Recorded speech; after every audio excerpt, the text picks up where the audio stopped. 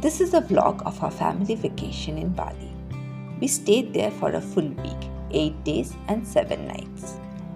The journey started from the Bangalore T2 terminal. It is considered the most beautiful terminal in India with hanging gardens. We had a long layover at Singapore Changi Airport, which again has been rated multiple times as the world's best airport.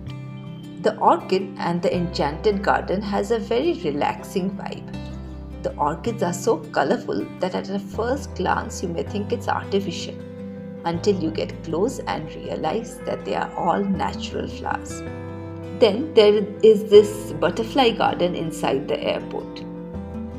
Not a huge one, but you can see a few varieties of tropical butterflies here. It's just amazing how they are able to maintain a natural habitat.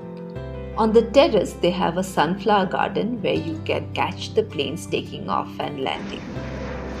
And if you are tired of walking, you can get into a movie hall where you can watch movies for free. After a 3 plus 4 hours of flight, we arrived at Bali. We booked a hotel at a nearby island called Nusa Lembongan, which is reachable via a 30-minute boat ride. Nusa Lembongan is a small 12 square kilometer island surrounded by crystal green waters. We stayed at a beachside resort. It was a beautiful resort, a room with a private pool which we got a free upgrade to. The lush green flora made the stay very relaxing. The private pool turned out to be pretty interesting to spend the evenings after long sightseeing and the salty ocean waters.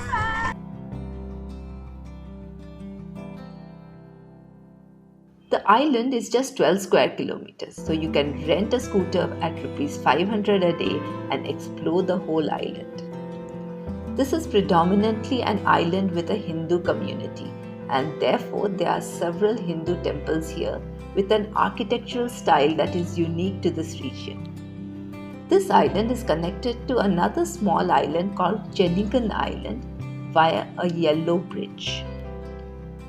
In Chenikan Island, there is this place called the Blue Lagoon. There was hardly anyone when we visited, and it made for some lovely pictures away from all the popular tourist places around Bali.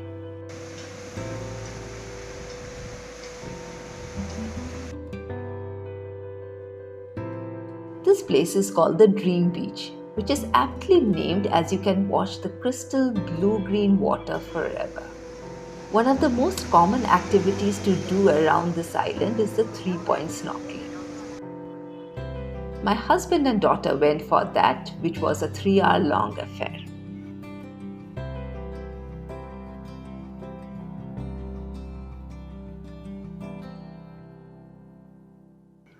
Along with the beautiful colorful fishes and corals, they were lucky to swim with manta rays and sea turtles. The manta rays was an amazing experience. The turtles were easy to spot, but the manta rays were to be seen at a spot where the water was rough. They had a very good guide who were practically searching for the rays and guiding the group towards it.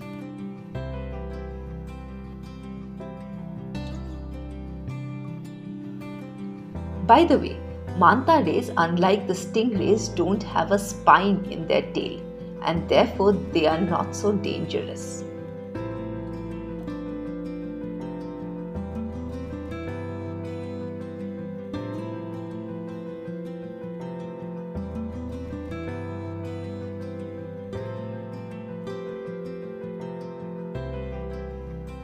The next day, we went for a full-day tour to another adjacent island, the Nusa Penida.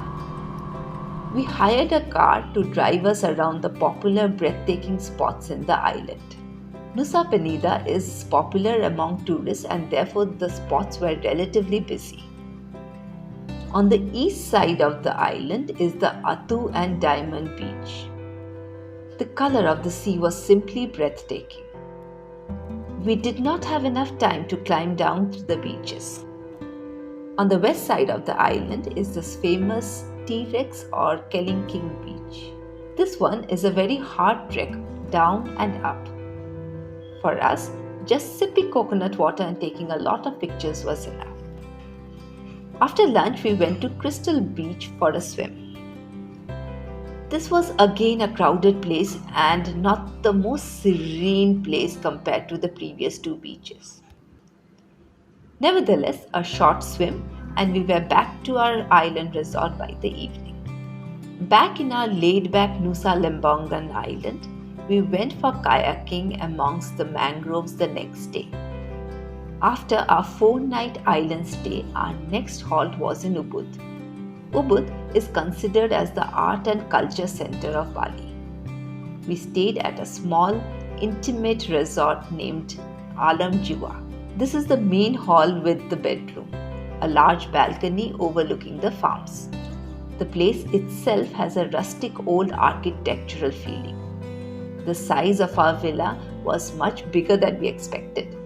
It was a 3-floor villa.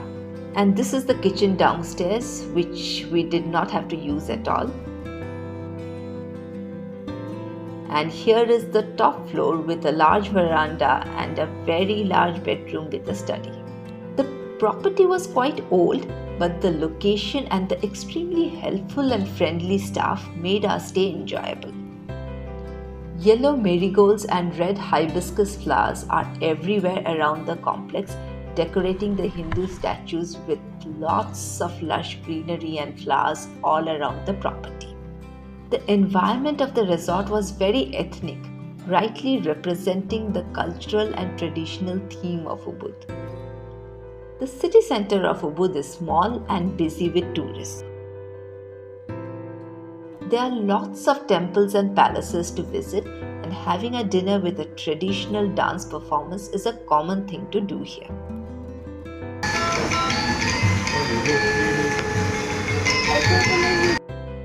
Nightlife is almost non-existent here. Ubud is known for its beautiful rice terraces. We visited the place just after the rain stopped.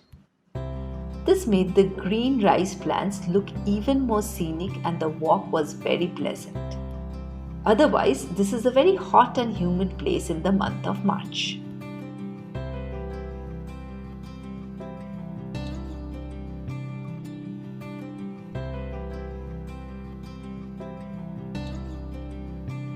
The next day, we went for the ATV adventure ride.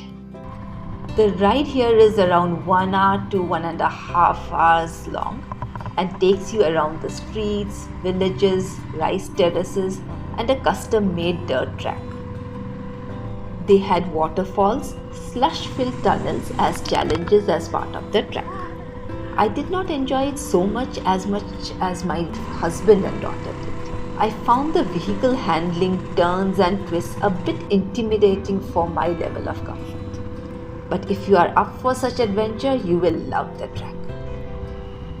There are lots of temples around Ubud to visit. We visited Taman Ayun, which is a large royal garden cum temple. The main temple area was not open to tourists. We then visited Tanah Lot. It is known for sunsets, but in our view, it is very commercialized with lots of street shopping vendors. You can skip this. The next day, we took a non-conventional itinerary to visit the north tip of Bali. On the way was the botanical garden. An indoor cactus garden had a lot of species. Cactus flowers are amazing, and here are some of them.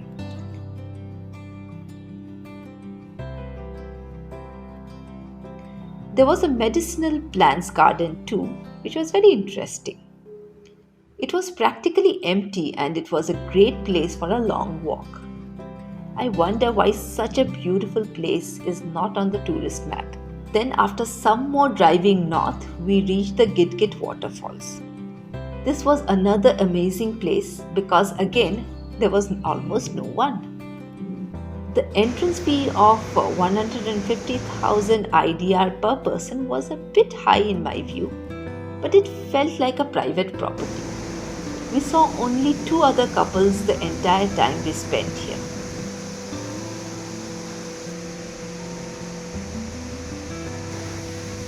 We saw durian trees on the way. This is a vanilla plant and this fruit is called the snow fruit. And this is the mangosteen plant. The drive to the north was hilly but the roads were good. Finally, we reached Lovina Beach, which is a black sand beach and the water is not crystal green or blue like the southern beaches. Not much happening here. After a well-spent 8 days and 7 nights, it was time to get back home with lots of wonderful memories and looking forward to the next vacation.